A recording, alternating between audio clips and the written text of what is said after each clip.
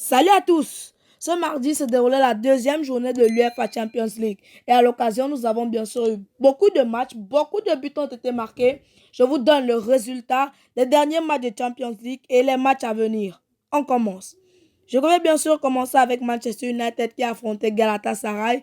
Et Manchester United s'est incliné 3-2 devant Galatasaray. Pour Manchester United, c'est un doublé de l'international danois Rasmus Højlund qui a été recruté en provenance de l'Atalanta Bergame, 85 millions d'euros, je le rappelle.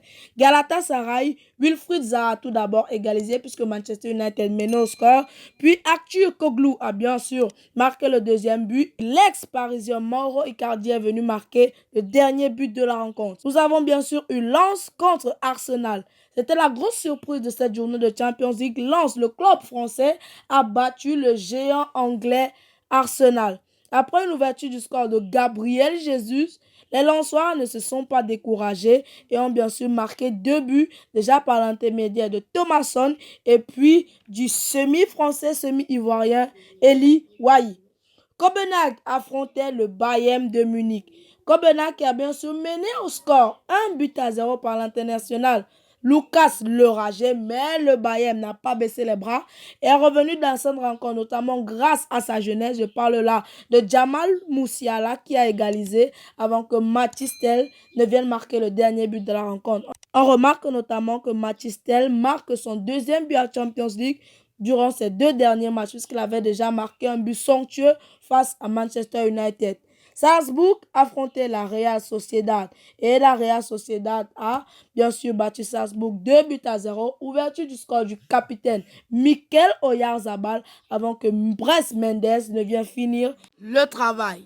Prochain match, c'est bien sûr le Real de Madrid qui affrontait le Napoli. C'est bien sûr la rencontre que tout le monde attendait pour cette deuxième journée de Champions League. Et le Real de Madrid a répondu présent en battant le Napoli 3-2. Le Napoli qui avait pourtant mené dans cette rencontre, notamment grâce à Léo Ostigard, mais le Real Madrid est d'abord revenu au score 1-partout grâce à Vinicius Junior qui fêtait son retour à la compétition puisqu'il était blessé. Il a manqué quelques matchs avec le Real Madrid. Puis Jude Bellingham, l'international anglais qui affole déjà les compteurs, a marqué son 8e but en 8 matchs pour le Real de Madrid. Mais le Napoli a eu un penalty grâce à Victor Osimhen qui a fait une intrusion dans la surface de réparation avant de créer une faute de main de Nacho. Et c'est Zelensky qui s'en est chargé et a bien sûr marqué 2 buts partout.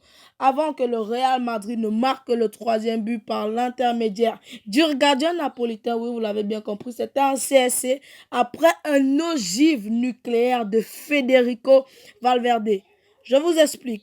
Il y a corner, Luka Modric tire le corner, cafouillage dans la surface de réparation et puis il y a eu un renvoi à l'extérieur de la surface, puis à 30 mètres des buts, Federico Valverde a lancé un ogive nucléaire qui a touché la barre transversale avant de prendre le dos du gardien Alex Murray et d'entrer dans les buts. Dernier match, c'est l'Inter de Milan qui affrontait Benfica.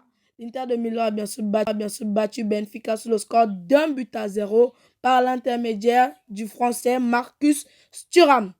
Donc, en résumé, nous avons eu 1-0 Inter-Benfica en faveur de Benfica. Napoli 3-2 contre le Real Madrid en faveur du Real Madrid. Lens 2-1 face à Arsenal en faveur de Lens, bien sûr. Manchester United contre Galatasaray 3-2 en faveur de Galatasaray. Copenhague 2-1 face au Bayern de Munich. Le Bayern Munich est sorti vainqueur de ce match. Et Real Sociedad 2-0 face à Salzbourg. Mais ce soir, il y a bien sûr les prochains matchs de Ligue des Champions qui vont se poursuivre. L'Atlético de Madrid va affronter Feyenoord. Le Dortmund va affronter Milan. Ça, c'est un match à ne pas du tout rater.